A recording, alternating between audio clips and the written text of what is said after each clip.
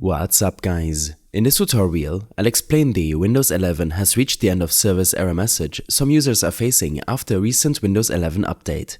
Recently, many users running Windows 11 version 23H2 have reported seeing a surprising message on their Windows Update screen that says, "Get the newer version of Windows to stay up to date. Your version of Windows has reached the end of service."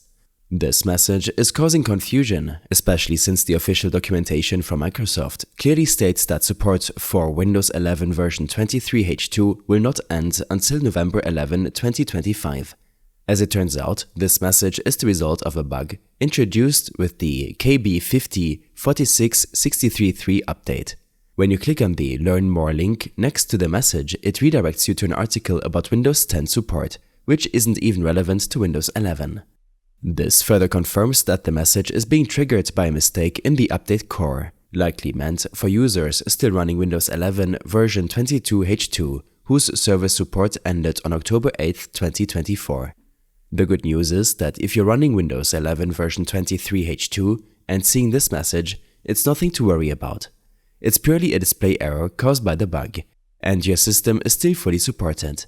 Microsoft is already aware of the issue, and they will likely address it in a future update. For now, you can safely ignore the message. If you're running an older version of Windows 11, like 22H2, this might be the right time to upgrade to a newer version such as 23H2 or 24H2 to ensure you continue receiving security updates and support. However, for those already on 23H2, there's absolutely no need to troubleshoot or take any action.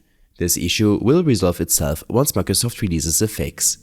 I hope this helped clarify the situation. Leave a comment if you have any questions and see you in the next one.